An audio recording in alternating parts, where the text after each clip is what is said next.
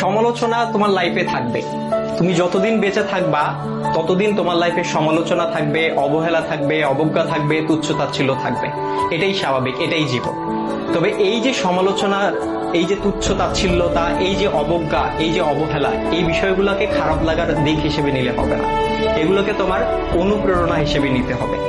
কারণ তুমি যখন এগুলোকে অনুপ্রেরণা হিসেবে নিবা, তখন এটা তোমার মধ্যে একটা জেদ তৈরি করবে।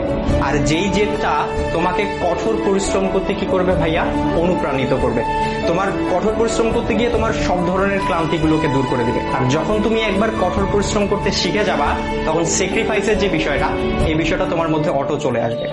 সুতরাং এই যে, আর সবকিছুর সাথে যদি বলো যে এই যে সমালোচনা, এই সমালোচনার পাশাপাশি জেদ, কঠোর পরিশ্রম, স্যাক্রিফাইস, আর এগুলোর সাথে যখন মেধার সংমিশ্রণ ঘটবে, তখনই তোমার স্বপ্নগুলো পূরণ হবে। সুতরাং সমালোচনাকারীর এই যে সমালোচনা, এই যে অবজ্ঞা, এই যে অবহেলা, এই যে তুচ্ছ-তাচ্ছিল্যতা, এই বিষয়গুলোকে তোমরা কখনো খারাপ বিষয় হিসেবে নিও না, বা খারাপ লাগার বিষয় হিসেবে নিও না। এগুলোকে তোমরা অনুপ্রেরণার বিষয় হিসেবে নাও, এবং তোমার স্বপ্নগুলোকে পূরণ করে ওই সমালোচনাকারীদেরকে দেখিয়ে দাও। দেখা হবে বিজয়ে। ভালো থাকো সবাই।